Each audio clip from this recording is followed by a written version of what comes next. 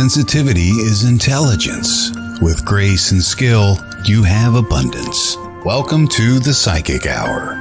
Host Kelly Brickle is a psychic medium healer, numerologist, and teacher. Her passions are learning about the soul and energy. Whether it's through spirit, emotion, or vibrational numbers, there's always a pathway of information waiting to help. Now, here is your host of the Psychic Hour, Kelly Brickle.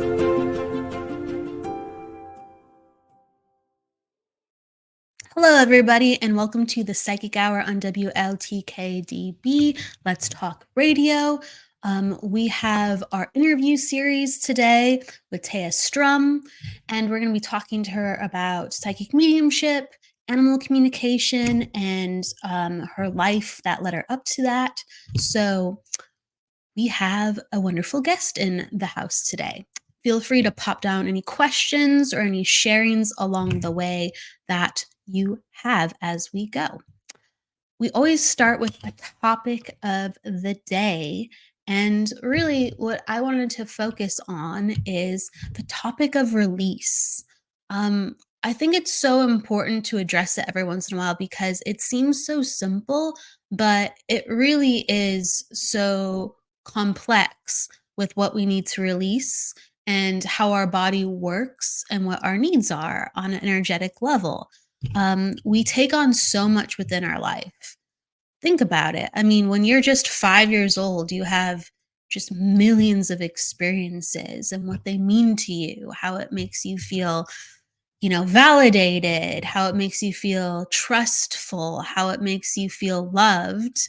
And then you get to 10 and that's doubled and on and so forth. So by the time you're an adult, let's say even 21, 25, you are just an amalgamation of all these experiences and what your identity is from that, whether it's conscious or subconscious. So when we start our spiritual journey, we start to go, what comes to the surface? What am I aware of who I am on a daily basis even, or just my identity with how I walk in the world?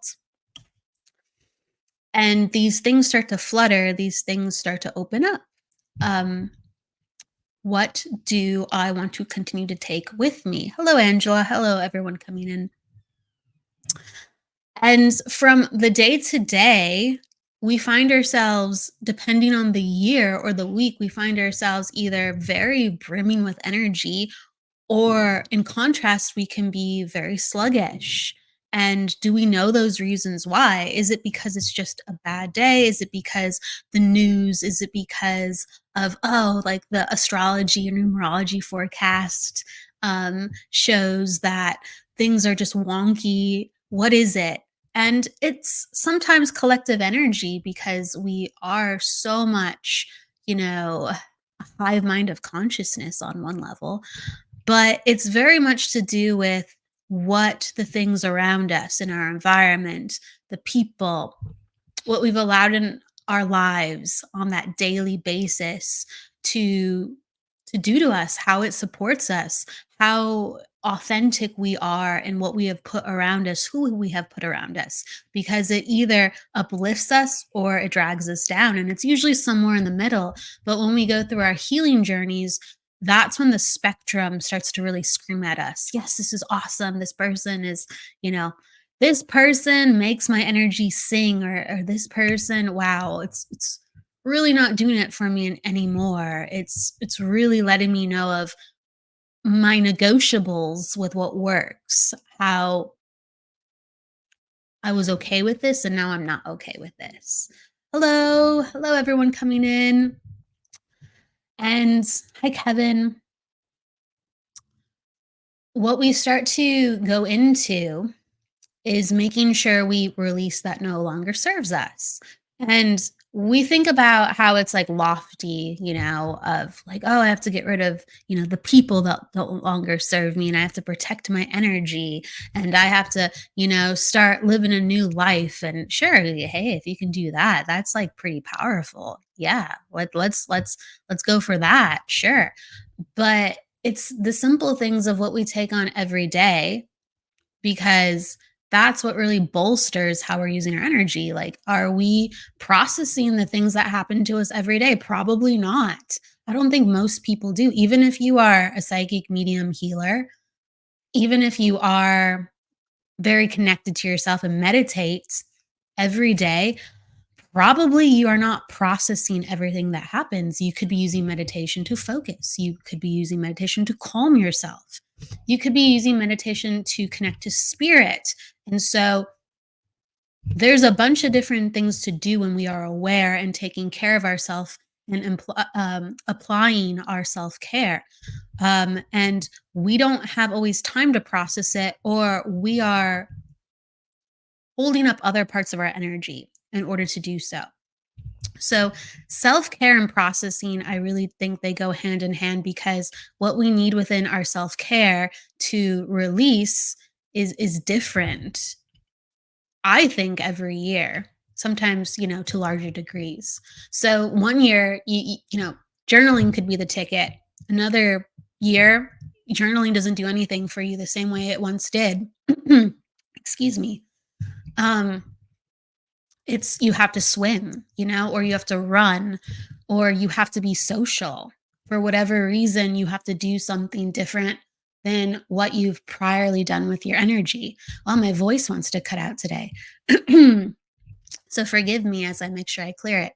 So usually I find that there are some type of opposite spectrums that go on. If you find yourself like very introspective and very good within your meditation, or inward life, and you find that you review a lot, well, there's still all this energy being stored up that your body is not expressing. And if you use your body too much, let's say you like run off your anxiety, or you're super active, or keep yourself distracted, right? Because you're like onto the next trip, or onto the next class, or onto the next adventure.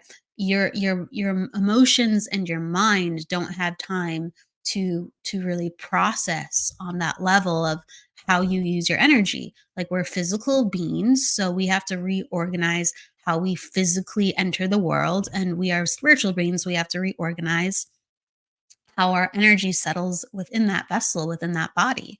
So I have noticed with when people that they have to sometimes completely define how they use their physical body in order to enhance their spiritual self. And on the other side, some people who are very in touch with their body, like very, very comfortable with walking in the world, right? They have to slow down, and either life forces them to, or they have to start really going within on a level where they're not rushing. Okay. But whatever it is, and I do think most people aren't so drastic, and now I need this and now I need that. I think there's more moments that jar our healing. So we notice that. And those are our wake up calls. But for the most part, it's somewhere in the middle. And what this year for you, it might be wonderful to know that you have healing foundations within your life, because we all need certain healing foundations, but they're not going to be the same. And continue to explore yourself, process, and to understand what's really going in your life for what your needs are, because we're not meant to be the same. And so how we process is not meant to be the same. And how our awareness levels are are not the same. We're going to catch new stuff. We're going to be aware of new stuff. And it's really important, whatever comes to you, whatever emotion, just kind of honor it. And I think it is more difficult now more than ever to really have that, because with all the technology, it sounds very mundane for me to talk about this, but I think it's very important, because I think we really overlook it. We are so distracted. Attention is our currency now. If we can have attention for something, that is very valuable, because we are so scattered and distracted.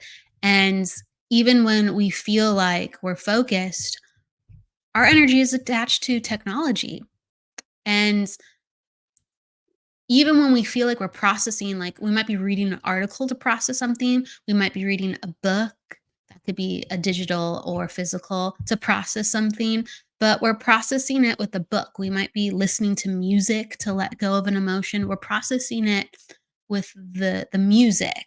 So that's stimulating and guiding us through that energy, but we are not fully focusing on ourselves a lot unless we cut off the music, unless we cut off all other devices around us, and we kind of sit within our silence. We sit within our feeling, we sit with our body, because that energy and what needs to release rises to a completely different level than if we're inspired by something or where we're with something. What it represents to us completely transforms us on a different level. And so I invite you, as you are learning about yourself and what you no longer need, and it could just be like, I don't want to eat, as much meat, or I don't want to eat this type of cereal anymore. It could be as simple as that, but you have to spend time with yourself with and go, wow, my body really doesn't like that anymore. And to process that rather than just think it, to drop it down into our feeling that much further without the distractions. And can we really do that? Like, ask yourself, like, can we really do that? And that might be an easy yes, or I don't know. And do we even really do that if we can do it? Because it's one thing to have an idea what we need to do, and then it's one thing to know what we feel we need to do, but it's a completely different thing to allow ourselves to experience it without distractions, where we look at ourselves in the spiritual mirror and say, who am I really? What do I need? Am I giving that to myself? And if I don't have it right now, what does that do to me? What does not having the things in your life that your soul yearns for, or that you think that you desire, you want, what does that do to you? Because if you sat with yourself with no distractions, I think you would find some very interesting things. What's going on with your energy? And you would do anything in your power if you had that crystalline vision or understanding to eliminate what is keeping you from the things that make you so happy. You'd get very specific with some of the things that have to happen within your life. So strip down the layers, look at the different facets of yourself. It's not just a figurative mirror, there's multiple facets of where we need to look and what we need to understand, and really know to yourself that you can't just go through it the way that everyone tells you to. You have to cut off sometimes the lights, the music, the people, and just sit with you and what happens when you stare, hear, sense, and feel yourself back to yourself. What really comes alive? And if you can give yourself such an intense moment of love and attention, when we love someone, when we crave someone, when we desire someone, right? I'm talking about on a human level. When we really connect to somebody, we want to know everything about them. We want to know what makes them tick, and we want to give them that devotion. And so if you gave yourself that devotion of what makes you tick and what you can do for yourself and what you really need and what makes you really shine, to shower yourself with love and affection and awareness, what really comes forth. So in the inspiration of Venus in retrograde, I offer you that. Go within the self love, release, let those emotions flow, and see what you need at this point in your cycle, this point in the year, this point in the month, this point in the week, this point in the day. See where you land. And I offer you that. So, with everybody coming in, hello. We're going to take a break. We'll be back in a moment with Thea Strom. See you then.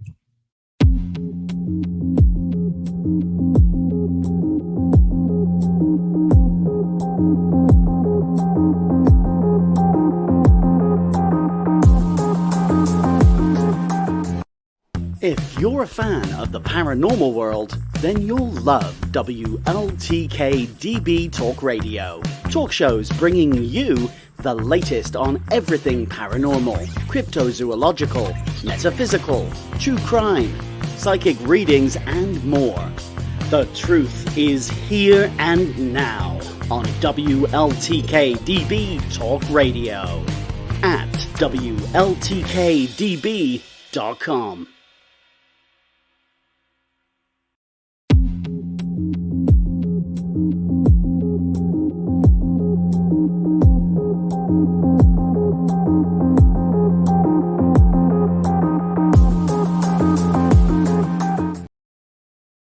Hey, and just like that, we're back. Okay, so let's bring in Thea. Hi Hello, there. Thea. Hello, Hi. how are you today? I'm doing very well. Thank you. And thank you for having me. Absolutely, it's great to have you on the show. I want to introduce you to everyone. So with that said, Thea Strom is a psychic medium, animal communicator, teacher, and author. She has been working with spirits since 2013, both locally and internationally, and has recently also published a book on animal communication called Animal Intuition, Communicating with Pets, Animal Spirits, and Energies of the Natural World. I actually have it with me. It's beautiful and lovely. Thea has years of experience teaching and mentoring people in developing their own abilities and is passionate about bringing out the intuitive in anyone in a grounded and practical way. She's always deeply interested in spiritual and metaphysical topics, yet she didn't understand initially the effect that her energy sensitivity had on her until her late teens, when severe symptoms began to surface as a result of not dealing with her abilities properly. On her path to fully healing, Thea's innate psychic gifts blossomed, and she began to receive visits from spirit. These experiences, while frightening at the time, prompted her to learn everything she could about using her own abilities, which propelled her into her path as a medium and animal communicator, which she fills her life with immense joy as she teaches others to develop their own abilities, connecting them to the spirit and animals all around them. Welcome, Thea. Thanks so much. It's really lovely to meet you and be here. Yes. So since 2013, you've been out demonstrating, giving readings. What was your first steps into the world with your professional mediumship and animal communication like? Professionally or Yes. oh yeah. We'll start professionally first. Yes. Well, as for many who do this work, I think I was very much focusing on practice, like when I was starting out, and that was kind of the transition into doing it professionally. But I was going to practice circles essentially, and I was just always so drawn in this direction, doing it professionally, that I couldn't not do it. Yeah, I just eventually started to reach out and to other people that I didn't know, and kind of put my website out there, and started to get that ball rolling to where I am now. Absolutely. Like some people gravitate when they first begin, knowing like, hey, I want to be around people demonstrating my gift, or I Mm, want to do sittings, or I want to follow the animal communication, and it is much more a different path. Like I know people where, they're going out to stables, or they're visiting, people at home, because it's a completely different way to connect with spirit and make someone feel comfortable being in an animal's presence. So where did you find yourself kind of gravitating after you developed and you were practicing and you started stepping out? I definitely started off doing private sittings with people. So I didn't start off demonstrating, that came later. But I started off developing as a medium and a psychic, and then kind of came into the animal communication. But I would essentially go to people's homes to connect to their animals there, their living animals, and also past animals. And that's something I still do as well for people who schedule with me locally. And I have always loved being in the presence of animals, obviously, doing animal communication. I have to kind of be an animal lover to do that. Yeah, going to people's homes and just doing private sittings at my office as well. And that's kind of the direction I started in. But it was both mediumship and animal communication, essentially. Makes sense. When you were younger, did you have a really strong fascination with animals? Did you ever think about that being in your career? I always loved animals. At one point, I'm sure I must have thought of, becoming a veterinarian, but I never. I don't think I ever really imagined that I would be working with animals professionally in this way. Yeah. Yeah. It's a completely different type of career. I remember, growing up, I couldn't think this one up, right? Yes. Oh, I did not know that it was a thing when I was growing up for sure. Actually, it was in my early teens, so I was around 12, and I had the opportunity to go and visit a woman who my dad was living with at the time, and she worked as an animal communicator and a Wow. medium and a psychic. And she would go out on boat tours with people um, in tropical waters like Bahamas, that kind of thing. And she would use animal communication on these tours to connect to the dolphins and whales and would take people swimming in the waters. With them, in kind of in the open ocean. And visiting her, that definitely kind of sparked a flame within me. I didn't realize this was a thing. And it was just so exciting to see that it was a thing. And if I could do it, that was definitely something I kind of started to dream of, that maybe I could potentially go in that direction at some point, in an idealized world. So Were you able to keep in contact with her or find other people that did things similar to her? Or was there a break kind of in understanding how that fit into your life? I did keep in contact with her, and she also eventually officiated my wedding as well. So we're still in contact. But Important. obviously, but obviously, when I was, visited her the first time at 12, I was still 12, so I still had like schools and all of that, and just life. But throughout my teens, I was always continued to be so drawn in this direction. Visited metaphysical fairs every year, got readings, read books, meditated here and there, but it wasn't a consistent thing until maybe my late teens. And that's when I started to take it a little bit more seriously. Absolutely. And you mentioned that you were so energy sensitive and you found that you were feeling imbalanced and having health issues. I think that's really important to talk about because that is such a real thing.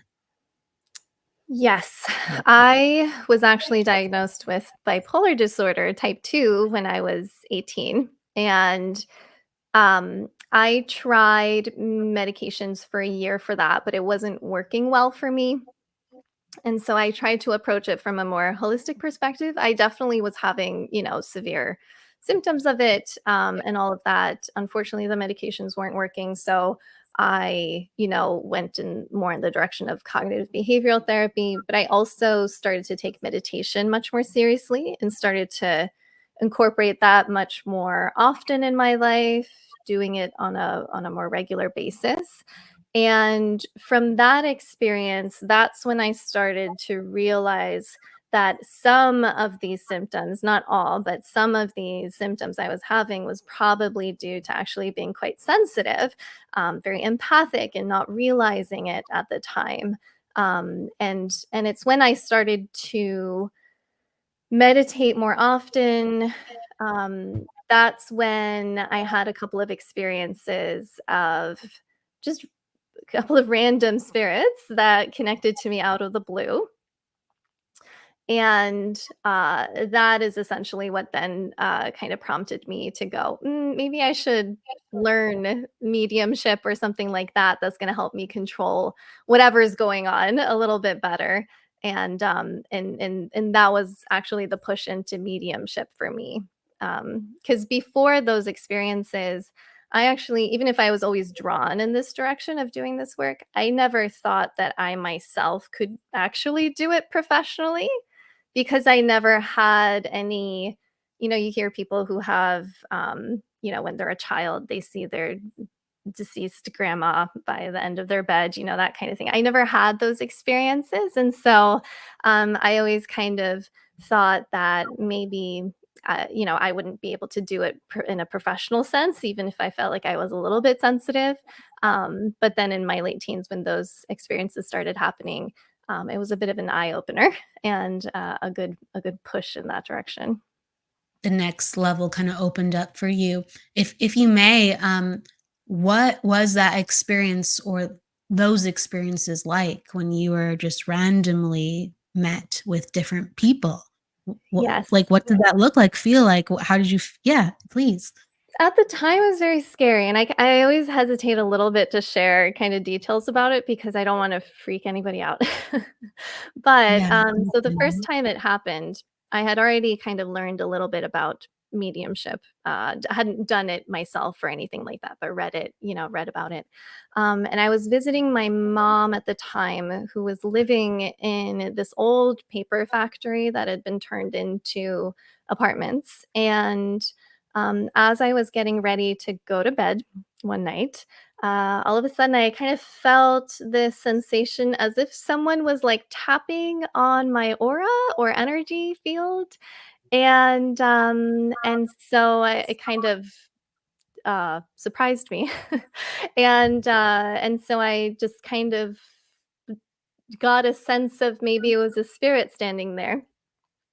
And, at the time, I had 0 sense of boundaries. I was just like an open to everything, welcoming everything around me. And so I felt this spirit there, and I was like, "Well, hello, whoever you are, I'm just gonna go to sleep." And as I was falling asleep, if you've ever heard, what's it called?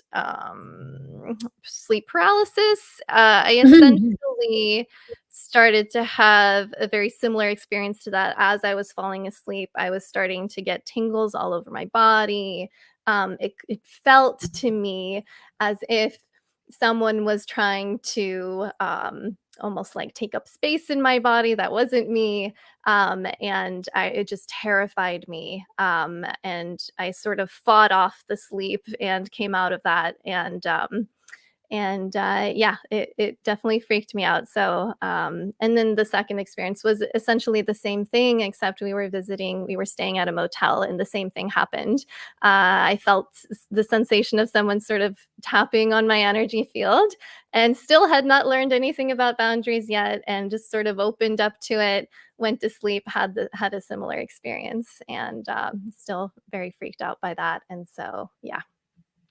That was very gently put. I think, yes, when you have an experience where you're sharing space with someone else and you have no idea what's happening, yeah, you would freak out. And you don't know who it is or what's going on. Yeah, yeah. And It's you're like trying to somebody sleep. coming. Go ahead, go ahead. No, it's just, and you're trying to sleep, and know that as you're falling asleep, you're kind of losing control as well, and sort of, yeah, it's not a fun time. No, but it does showcase that you just very naturally could blend. There's that. That your body very naturally knew what to do because people train for that. So that's the bright side of how you're just naturally very much a medium. But yeah, it's like somebody banging on your door at 2 a.m. in the morning and say, "Can I come in?" Right. And me just going, "Welcome in." I don't know you or This is my house, but welcome. exactly. Oh my gosh. So, did you have, I guess, you were afraid, but then what did you do to start to understand what was going on? Did you consult someone who turned out to be a mentor for you, the animal communication individual? Did you start to take classes? How did you start to go forward from that?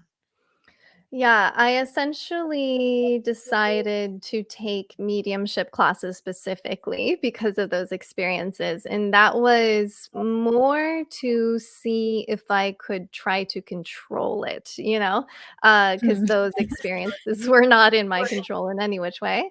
And that was more the impetus. But I also was wondering, maybe I have a knack for mediumship. Is this something I should explore?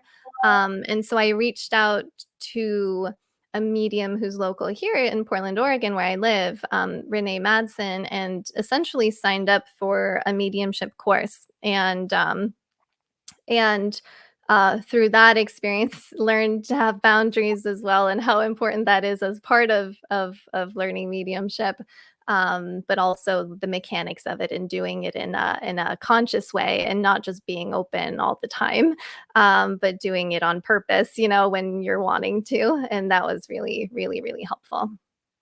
What did the shift feel like when you had the boundary awareness? Did you feel like it was starting to happen? And then you'd say, no, please, like, I'm doing something I would not like to connect, and it would just stop and you'd be like, whoa, that worked. What was that experience when you started to implement what you have learned?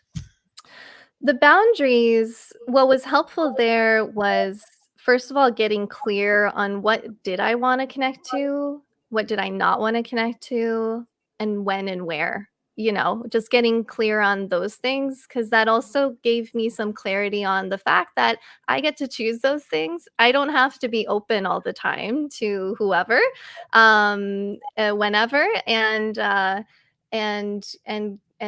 almost like writing a boundaries list essentially and going, okay, these times and days or like this is these are the types of energies I'm open to connecting to and when. And part of my boundaries list even now is that I'm not really open to connecting to anybody when it's dark out because it freaks me out, even if it's my own loved ones. I've been conditioned by Hollywood, unfortunately, from scary movies. So It's um understandable, understandable. It's fine. It's late, you just want to rest. Yes, I just want some peace. Um, so that was helpful, but also it was helpful to learn the process of doing a reading, whether you're connecting to people who have passed away or connecting to somebody's energy who's living or connecting to an animal who's living. It A lot of it is about where you are actively placing your awareness. And so just becoming much more intentional about that. I'm not just opening up broadly around me when I'm connecting. I'm sort of setting the intention, especially when I'm connecting, let's say, to a living animal. I am setting the intention of connecting to that animal and being very specific about what I'm doing with my energy. I'm stretching it out to connect to that animal in particular. Doesn't, of course, mean that other animals can't connect to me or that I can't then all of a sudden have an animal that's passed that come through or a human that's passed come through, but just being a lot more intentional about it versus just like opening up like a big sponge to everything around me. That's really true, and that's a great way to put it. So, do you find that your awareness goes to a different spatial place or feeling place when you're going to, let's say, connect to an animal in spirit versus a person in spirit? How does it differentiate for you?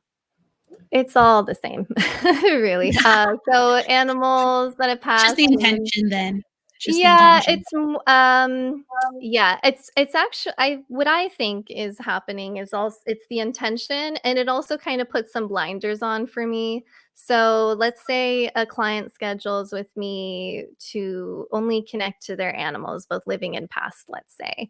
Um, I will invite in those beings, but I'm also not necessarily looking for human energy around me I'm kind of putting on a little bit of blinders there. to humans that have passed, even if they're all in the same space. Of course, humans that have passed that want to connect in that session might sneak in, Right. which is fine, but I'm not necessarily inviting it in or looking for it, if that makes sense. I somewhat have a bit of blinders, and I think, and I can also do that if I know a person has scheduled with me mediumship, and the need is to connect to humans that have passed, then I actually, even if I connect to animals all the time, I might not even notice there being animals around in the spirit world just because I'm so hyper focused on connecting to human energy. So it's a little bit kind of what I'm open to in the moment, as well as the need in the moment of what needs to happen, as well as intention, I believe. But like I said, they'll sneak in if they want to, and I just gotta go with it.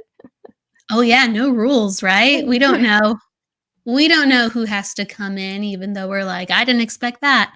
Um, have you had experiences where I know you have. How can I put this? What I want to know is when an animal has such a clear communication style and such a vivid way that they connect to life that they almost feel like their consciousness is like a human. Is it an indication of they're an old soul as an Ooh. animal? In your experiences, why do you feel like sometimes animals feel so similar to people sometimes with the way that they communicate? Some of the ones with really developed personalities. Oh, this is such a good question, and I don't think I feel confident answering it because it's such a mystery to me as well, Right. but, absolutely, there can be, some animals, um, very much feel like connecting to a human in the way in which, the topics that they're interested in talking about, or the way they communicate. And I think, well, first of all, it just shows that there's such a broad spectrum of personalities within animals as well. A dog doesn't like dog all dogs are not the same. There's it's a huge spectrum in their souls, and the qualities of their souls. And I think that it kind of goes the same for humans, I feel like, as well. And I think there's part of it might be just, the animal's interests as well. Like, some are just much more interested in being around humans and connecting to them, and others just aren't as interested in it, and it just might not be in the cards for them to be as interested in that this life, or even just that soul in particular being that interested in it. They might have other things that are important, for them to be interested in. So, it might be that. I've had this question of whether or not, with reincarnation. I mean, these are all things that we can only speculate about, but I certainly have, in multiple sessions, been asked this question of, will my past animal reincarnate back into my life? And sometimes I have gotten yeses to those things, from the spirit world, and they do that. And could an animal be reincarnated as a human, and could a human be reincarnated as an animal? And I think there's, absolutely, I think that's possible. And so it could be partially that as well. Yeah, yeah. They could have had a human experience, so they're just really adept with seeing things from that way, so because Mhm. they've done it. I that makes sense. I think that's a really good answer to that. Oh, I'm so sorry. My voice wants to do things today. That's right. Where do you feel sometimes that animals go? Like when they are daydreaming, when they are just doing their own thing and they do not want to be bothered. They're like, I was too busy sleeping. They're looking off. They don't want to be bothered. They're like, this is my time. This is me time. I think animals naturally just go into those daydreamy states much. I mean, I think humans do it a lot Yeah. as well, but animals do it much more, I believe, partially just because of the way their brains work and bodies work, and they don't have a job in the sense that we do and so on, so they don't have, like, a to-do list per se, that they're constantly thinking about, and, Yeah, no, yeah. yeah, so I think it's a lot to do with that. And but I do know that some animals are much more in tune with the spirit world. I mean, most animals are aware of the spirit world around and are quite sensitive to energy. But some are extra aware of the spirit world, and I do think that sometimes they are sort of like communing or connecting, just staring off into space like in the corner or that kind of thing. And so I do see that a lot as well. Yeah, they're all configured differently. I have 4 cats, so they like to do their own thing, right? Of course, cats do mostly. And, the 2 boys that I have, one's very social and like, "Oh, I wanna figure out what you're doing and everything and be a part of it." He's like a dog. And the other one is is more like he picks up on other things, right? So, like, if I'm working, he always wants to come into the room, the other one just doesn't care, you know? Like, I wanna come into the room if you're doing something else, but the other one only wants to come into the room if I'm working, right? Or, Yeah. uh if if there's something to do with animal communication, actually, usually he's banging on the door wanting to come in, but he's afraid to look at the camera when I bring him up to the camera, excuse me. He's like, "I'm shy, I don't want them looking at me." But he's aware it's happening. You know what I mean? Mhm. Totally. Um, and the poor little guy, like, he's not very physically coordinated, he'll fall off things and stuff, but he's coordinated to other places. Sure, absolutely. It's funny because when I do sessions, how sometimes you can have your own sort of vocabulary of symbols as well sometimes that come up in a session, and for some reason I have a couple of like Harry Potter Harry Potter references that come up sometimes in sessions. So if an animal is very like seems very, what's the word? Sort of You make floaty or like you make not me think of, like, Luna Lovegood, you know what I mean? exactly, I'll see Yeah, Luna that's Lovegood, but she's yeah. actually tuning into a lot of things, that people just aren't aware of. But, yeah, they come across as kind of, just, fully off on in their own bubble. Woo. Um, what kind of animals do you see the most, do you think, that you connect to the most? And do you find that, like a horse's mind, a cat's mind, a dog's mind, a bird's mind, do you find that they're more similar than not? Or do you feel like animals kind of are more similar across the board where it's an animal mind rather than a type of species of an animal's mind? Yeah, it's a great question, and I find that it's so individual from animal to animal, not necessarily species, or types of animals. Obviously, there are going to be some similarities because of the various types of animals' interests are going to be similar, but they're all so different from soul to soul. The way that they think based off of their past experiences, based off of their personality, based off of who they are in this life. It's so different from individual to individual. Yeah. Do you find yourself ever connecting to spiders or bugs? Well, I haven't much. Just I love that.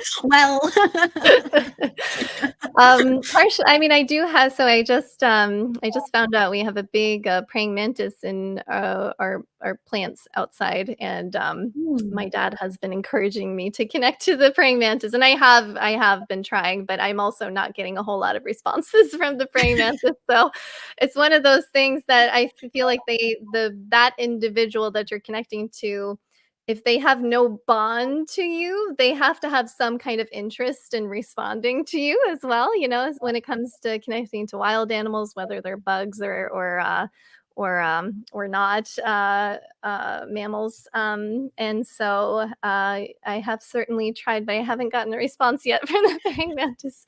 Doesn't mean that that's not possible, of course, but it is different. Obviously, the praying mantis is just trying to do its thing, not It's not have a conversation with me, random person. So They're out in the wild. Yes. The reason I like to ask that is because I do feel like the insects and spider population, et cetera, they're ostracized from how people look to them as oh animals yeah. because they feel so invasive to others, that they don't really want to communicate with them. And it is really interesting, with that matter. But you mentioned like the praying mantis, it's a wild animal, it doesn't really care. So do you notice when you've communicated with other wild animals what they kind of are interested in to even participate in? Yeah, there typically there has to be some sort of reason, some sort of benefit or reason for them generally. Like, it's kind of like if you were let's say you were out in the wild and then you were trying to focus on surviving and so on, and then someone came up and tried to have a conversation with you, a complete stranger who has nothing to do with your current life and so on. They're just curious, and they just want to like be around somebody who's as exotic and wonderful as you.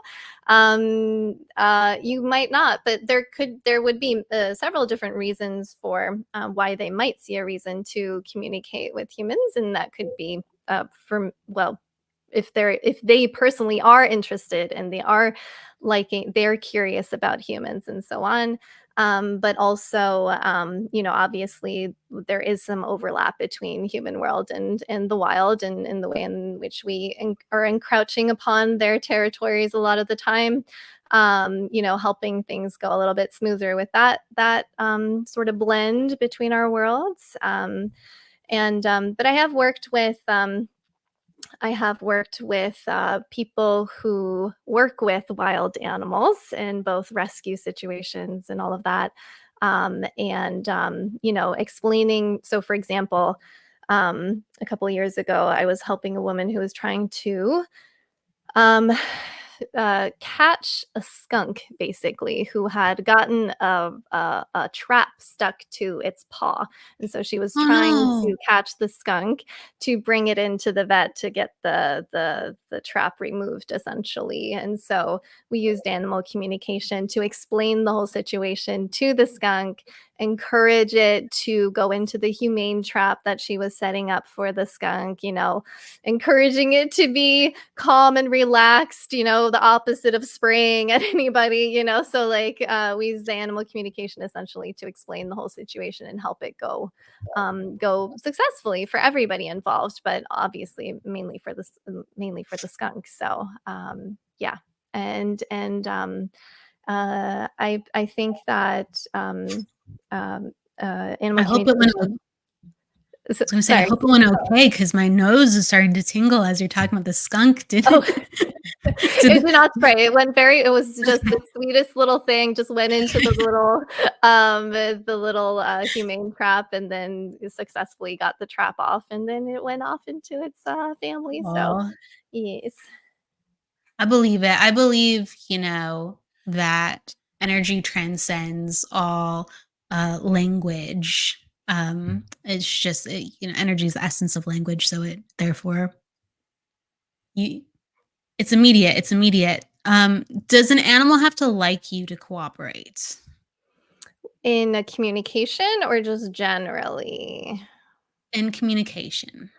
Um, that's a great question. When I do animal communication, I always try to start off by sending lots of feelings of love and even excitement and and awe that I get to connect to them, as a way to start off on a good foot, you know, and explaining to them that I'm an animal communicator and that they're human, would love to hear how they're doing and that I get to be their translator. So I don't think the animal has to like you, but I do think it helps the communication, obviously, or it helps, helps them want to communicate with you. But obviously, let's say a person is having a hard time getting along with their, let's say, dog or whatever, and they're just complete opposite personalities and they're just clashing heads. Um, the dog might not like their human, but it might actually see a big benefit to engaging in a conversation in order to have everybody feel like their needs are met, that everybody feels understood, and so on. So I don't think it's necessary that they like you, but I think it's helpful for sure. But they know once they understand what's going on to a certain degree, they're like, "Okay, I will participate." Absolutely, because and this is something that I talk quite a bit about when it comes to animal communication. Is it's really for the animal's sake, that has to be the top priority, and that's always top priority for me. Obviously, it's a little bit like couples counseling, helping the animal feel understood by the human and the human feel understood by the animal. But the animal is the top priority because they're not the ones who are getting to make many choices in their life. They kind of have to adjust a lot to the human, and it's sort of a lot of the time I'm just helping the human understand things from the animal's point of view. Yeah, we kind of have to remember it's not so much all about telling an animal what to do, or it's much more about understanding things from the animal's perspective and then finding compromise between those two sides, and seeing how can we make it work. Yeah, I think that's really powerful that you emphasize that, a lot of times animals don't have much choice, and yet people are so fixated with telling them what to do even further. Yes, absolutely. Yeah. Yeah. I often think I would love to come back as one of my cats, but I also would have to, I'd have to wait for dinner time. What if they forget? So yeah, it's can't be easy always. And a lot of times, I mean, it's a it depends on the personality of an animal, but a lot of times with a cat, for instance, they're going to spend their life in the house if they're not an outdoor cat, right? And so to think about your entire existence is in a house and what that means, and yes, you're going to absorb everything in that space. You're not going any other place. Yeah. Oh, absolutely. Absolutely. And I think a lot of like behavioral challenges that come up in animals and between them and their humans are often from not getting sort of their basic instinctual needs met. If the cat is going to be an indoor cat their whole life, then finding ways to enrich their environment that really helps meet those needs that they have as individuals. Because even if a cat is very like human like in a lot of ways with their personality, they're still a cat, and they still have important needs that and ways in which they view life that is very much from because they are a cat and not a human. And so we have to adjust a lot of our lives and homes to suit and support the animals in turn. Yeah, I mean, we're always learning about the human brain and, why we do certain silly things, right?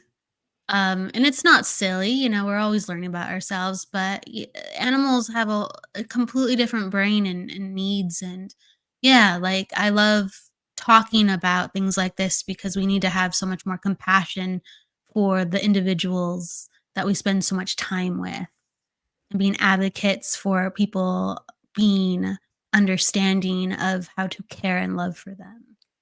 Yeah, absolutely. And also I do find a lot of the time I am explaining to animals why humans do certain things or why we need certain things, you know? For example, I do find myself a lot of the time explaining to animals why, how humans need a full night of sleep to feel happy Oh, and yes. rested. Flip And the more that side. the more the animal can help in staying calm and relaxed until their humans get up in the morning, the happier and more harmonious the home will be. And so explaining certain things that are a little hard for the animal to really see the point of, or the need in it, is obviously very helpful too. Oh, I love that. So I was like, I was thinking of them as little angels, but on the flip side, when you have a little terror, what does that go like? Yeah, that's always fun. I mean, it's fun for me. I'm often laughing in my sessions. Obviously, it's not always fun for the humans. But yeah, some animals, like when I connect to them, for example, some cats, obviously there's a whole spectrum, but certain cats, when I connect to them, I can feel almost like my brain turning wild. Like the way their brain works, it's just like firing super quick, and it's much more instinctual. And they give me a sense of, like, things they love to do, which is just like zooming around all day, or like, and they just kind of show me that their brain is a little bit on the wilder side. And obviously, that's its own challenge, because then you have to work with that.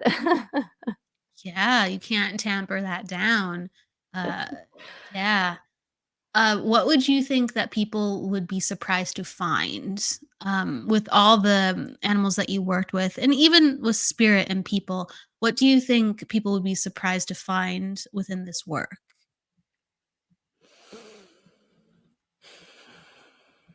I think, well, a couple of things. I think, um, first of all, how little control we have over these things, even like when it comes to communication, animal communication, um, even mediumship, with animal communication. Let's say I might intend to connect to one animal in the person's home. Let's say I intend to connect to one of your cats. I have no control over the other cats. They might jump in and talk over the other ones. Just the fact of it is a very much like a living thing. Animal communication. It's not something. It's not as easy to control. Same goes with, obviously, with mediumship. You get whoever you get. You can certainly set the intention of connecting to certain ones, but if there's others that want to come through first, then that's you can't control that, So I think Yeah, that's no. always fun and interesting. The other thing is that with animal communication, I think a lot of people kind of view it a little bit like Dr. Doolittle, in that, like, animals are just constantly broadcasting their thoughts all the time. They're just like walking down the street, talking out loud to anybody who will hear. And that's not not necessarily the case. I mean, obviously, some animals might be the type to do that, just kind of to whoever's walking by, just like try to connect to them. But most animals are not just like constantly walking around broadcasting their thoughts like, some of us humans do. And so animals tend to be a little more in the present, and a little kind of calmer. But that's not to say that, of course, there will be some that are quite talkative. So with any of this work, I think it's best to just be open to the unexpected. Um, you know. Yeah. It's hard sometimes to put expectations because what will happen, especially in a session. Where do you find yourself being gravitated towards this year within your work? Well, I just released the book you mentioned earlier, so that's been a labor of love for the past couple of years. Yes. Yay! Beautiful. And so I'm sort of that's a process of just letting it live out in the world, as well as trying to bring it to as many people as possible. I'm also, focusing a lot on teaching animal communication. So I do have an animal communication course coming up starting in September, which is an online course. Yeah, But yeah, talk about that, where people can find you for the course and what that's about if they wanna yeah, join. absolutely. So, well, they can find more info about the course on my website, which is teahealer.com. That's TheaHealer.com. And I'll have all the info on that. But it's starting in September, and it's a 6-week online course, learning all the basics of animal communication, and getting a bunch of practice in the course as well, because I feel like practice is key to developing and making progress and building confidence in doing animal communication. Yeah, so they can find that there. With readings too, whether it's mediumship or animal readings, um, do you find yourself kind of craving more of one versus the other this year?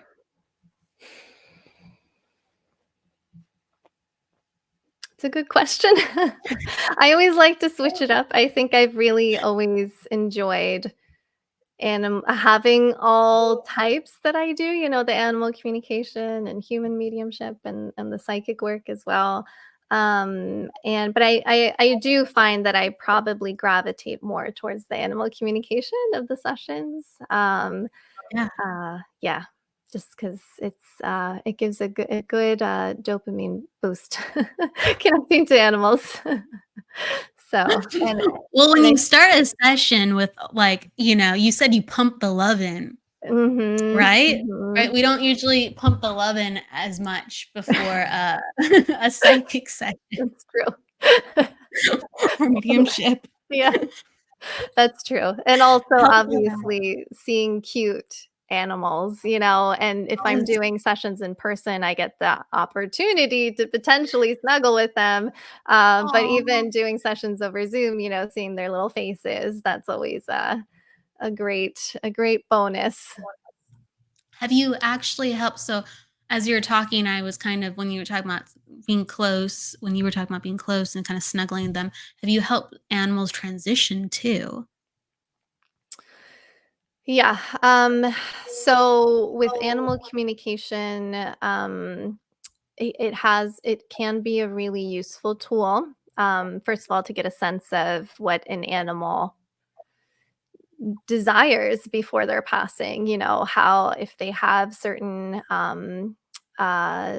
desires for how they want to cross over do they want like a big send off, all their needs around all of that.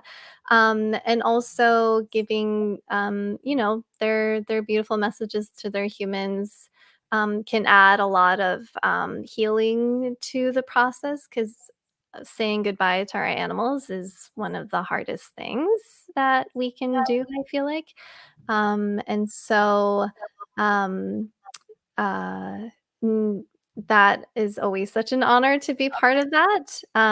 But of course, also the after they've passed, being able to connect to their souls, providing healing for the humans, because there's often so much guilt that comes, or feelings of guilt that come with saying goodbye to our animal companions when they cross over, because they're so dependent on us and the choices that we have to make for them.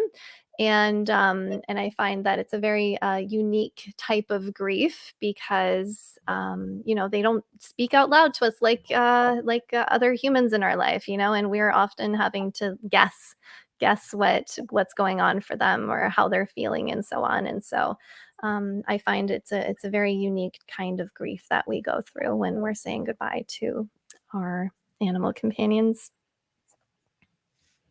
Really is, it really is. That's beautiful that you have been there for other people to help them go through that and process and make them feel like they're doing the right thing. Mhm, mhm. Yeah, it's definitely tough. It's one of those very bittersweet mix of all the emotions in those kinds of connections. Yeah. Do you have certain appointments based for like certain, um, I guess, needs on that level, or do people contact you depending on, okay, I know that you can do this. Here's my need. I don't offer specific sessions, for, let's say, helping an animal cross over. I tend to book out quite a ways right now, so I'm not usually available for that kind of thing because those are usually very short notice. Right. However, Right. so I used to do more than I do now, but sometimes I'll have a client who's had sessions with me before reach out based off of their need. Um, but yeah, and that is something that I think most animal communicators, if they have the space in their schedule, would can be of service in that way. That makes sense, yeah, because it is such a different type of appointment, and, yeah, with everything that you are doing. So, with your animal communication class, um, as well as your readings, where can people find you on social media as well?